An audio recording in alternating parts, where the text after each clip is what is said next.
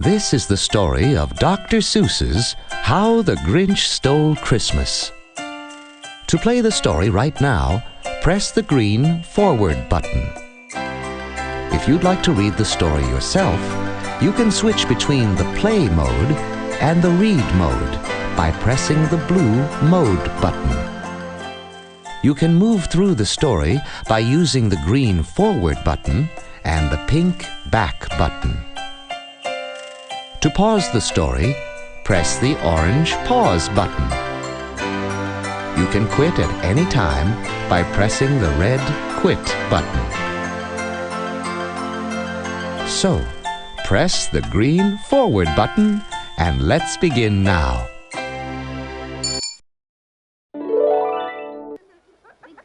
In the whimsical town of Whoville, all the Whos liked Christmas a lot. But just north of Whoville lived the Grinch and his dog Max. The Grinch detested and despised Christmas. Staring down at Whoville, where happy Whos scurried here and there, he bristled. This whole Christmas season is stupid!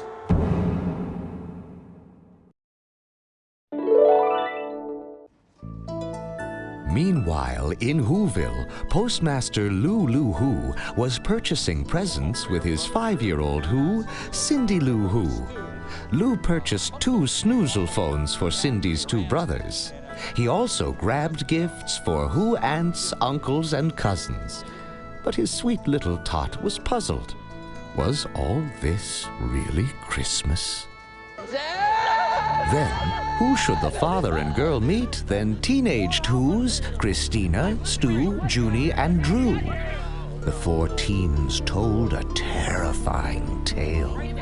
They had been exploring Mount Crumpet, and the Grinch himself had scared them silly. Cindy's eyes opened wide. Why won't anyone talk about the Grinch?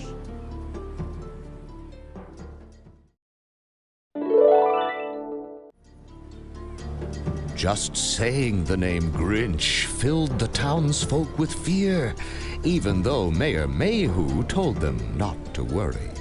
Still, Cindy wanted to know more. She decided to discover the forgotten facts about the Grinch.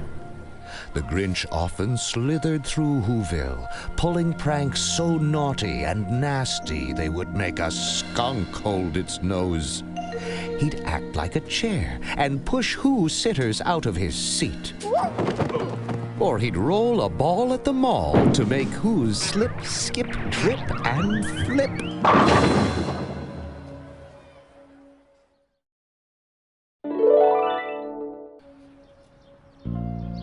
When Cindy and Lou arrived home, Who mom Betty Lou Who was festooning their Who house with lights. She wanted to win the Whoville decorating contest. This is the year. Betty Lou thought of nothing else during the holiday season. She felt her fate was to finally finish first, far ahead of her neighbor, Martha May Whovier. Martha was sweeter than the sweetest Who pudding, though she wished to win too. As Lou got twisted and tangled in the lights, Martha May called from across the street. Good night, Betty.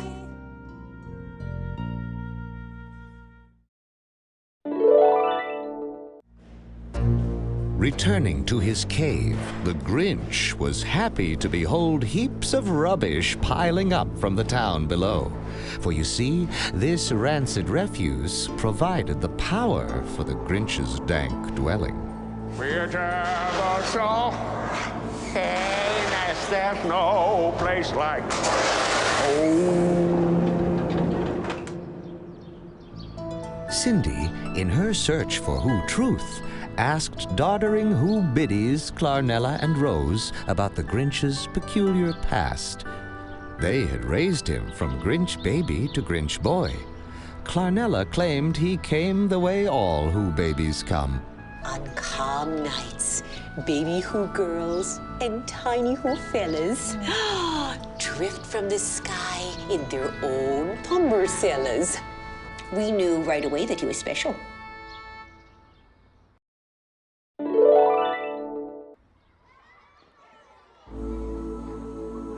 As a boy, the Grinch loved Christmas almost as much as he adored young Martha. Martha thought he was quite cute, too. But the furry green Grinch was teased, especially by young Mayhew. You're 8 years old and you have a beard. Undaunted, the young Grinch began to fashion something special to make Martha merry at the school gift exchange.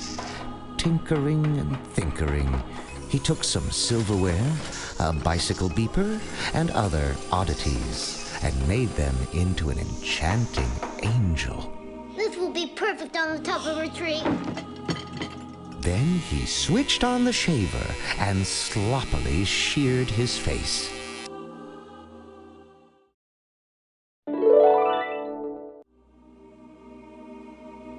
Unfortunately, the Grinch's grooming was grotesque. He skulked back to school, sporting a small sack on his head. There, everyone was exchanging gifts. Merry Christmas, Martha May. The future mayor scoffed at the angel and the sack. He's embarrassed by that idiot or his gift. Teacher Miss Who asked the Grinch to take off the bag. The Who children laughed and leered at the Grinch's horrible haircut until he could stand it no more. He stamped and stomped. He tore and tossed. He shouted and shattered. Stupid premise! I hate Christmas! He lifted their tremendous tree like it was a twig.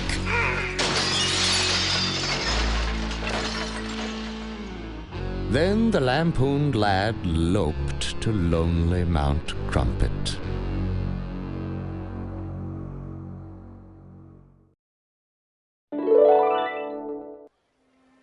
With all this knowledge gnawing at her noggin, Cindy made a decision.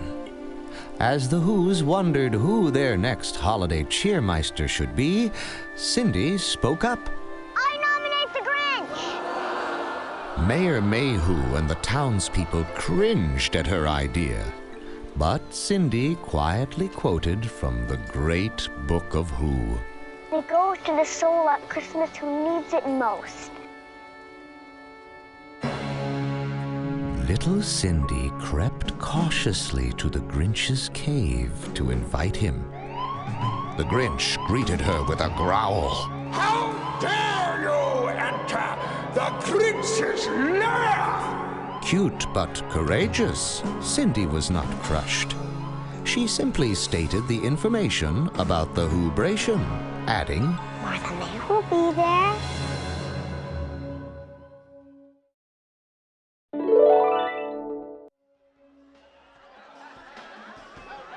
At the Who-bration, Betty was close to claiming the contest crown, but sneaky Mayhew stated that Martha had won. The Grinch then entered to the booze of Whos. But, true to Who tradition, he was made cheermeister. Hoisted high on the chair of cheer, his initial honor was having gallons of Who pudding sent galloping down his Grinch gullet. On Mayhew's command, the Grinch was dragged into dizzying dances. He was fed piles of pies, carts of cakes, and crates of cookies. He slogged through sack races. Suddenly, mean Mayor Mayhew presented one more present. The gift of a Christmas shave. Gales of giggles greeted the grimacing Grinch.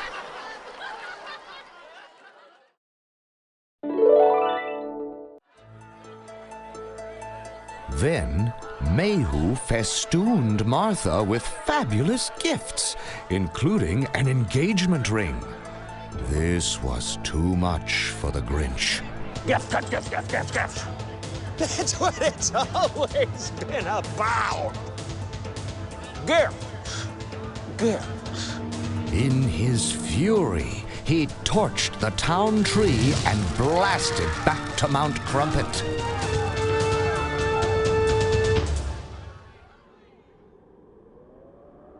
Around his place, the Grinch paced and paced. I know just what to do. Then he got an awful idea. He'd suit up like Santa Claus. He'd slap together a sleigh. He'd rig up Max as a reindeer. Soon they were flying off so fast they almost collided with a faintly familiar fellow. Ho, ho, ho, hey!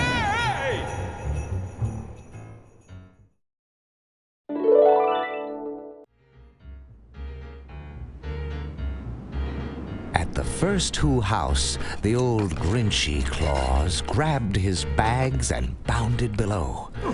The chimney was more cramped than he'd counted on, but he crammed his body down, getting stuck just once. Soon the Who stockings inside the house were history. The tree was taken, and the gifts were gone. These same horrors happened at every Who house. The Grinch grabbed gifts from bicycles and tricycles to drums and plums. Upon entering Mayor Mayhew's mansion, the Grinch glimpsed the Whoville Cheermeister Award and rightfully recaptured it. He even visited Marvelous Martha's home, making off with the engagement ring from Mayhew.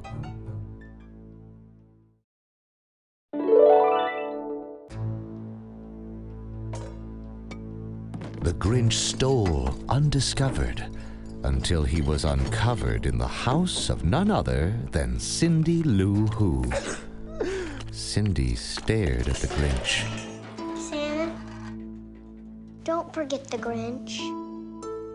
I know he's mean and hairy and smelly, but I think he's actually kind of sweet. Beneath his green fur, Grinch blushed red as a ripe radish. Just the same, he shinnied up the chimney, even lugging the log from the fire. No food for the feast, no gifts for the giving, no light strings that stay lit even when one goes out, no anything. His booty bagged, it was time to travel 10,000 feet to the tip-top of Mount Crumpet to dump it, like so much Who trash.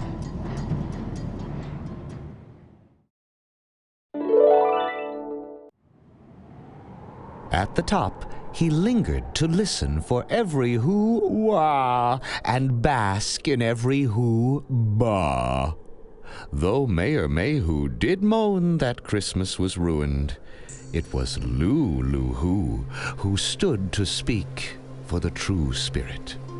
I'm glad he took our presents. You can't hurt Christmas, Mr. Mayor, because it isn't about the gifts or the contests or the fancy lights. And that's what Cindy's been trying to tell everyone. And me. I don't need anything more for Christmas than this right here. My family. Then the Grinch heard a sound in the soul of the season that slowly slid over the snow. Singing.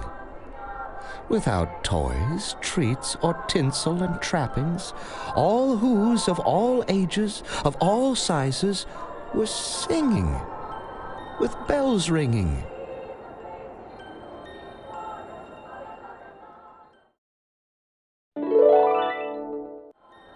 The Grinch had not stopped Christmas from coming. It came swifter, sweeter, and stronger than anyone in Whoville could recall. Just imagine the perplexing puzzlement that now plagued the pondering Grinch. He simply stood still, struggling and straining. How could it be so? It came without packages, boxes, or bags. Then he thought of something he hadn't before. The Grinch finally figured out how the Whos happened to be so happy. Maybe Christmas, he sighed to himself, isn't store-bought stuff, nor simply stockings, tempting treats, or presents in pretty paper. Maybe Christmas, perhaps, means a little bit more.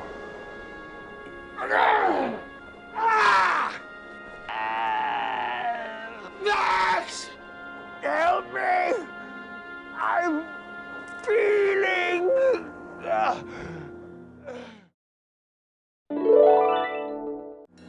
He scrambled to stop the sleigh from slipping over the snowy mountain. Suddenly, the situation grew worse, for sitting on top of the sleigh was a sweet little Who. The Grinch shuddered.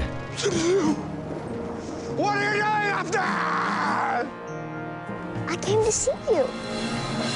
The Grinch grinned at the girl, and the gentle, genuine joy of this magical moment made the Grinch's tiny heart grow 10 tremendous times. Now the spirit of Christmas surged strongly in the Grinch. His super strength became so spectacular, he scooped up the whole sleigh and saved Cindy.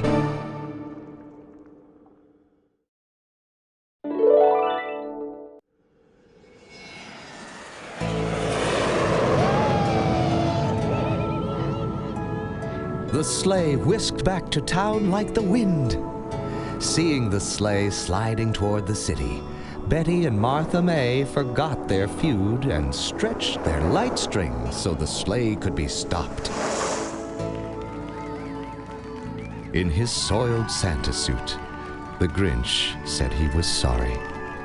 And he was fully forgiven by the fair-minded Whos. All the while, Martha was searching the sack on the sleigh. When she found the engagement ring, she returned it to a red-faced Mayhew. Martha stood by her Grinchy sweetheart, who gleefully got all the town lights glowing gloriously again.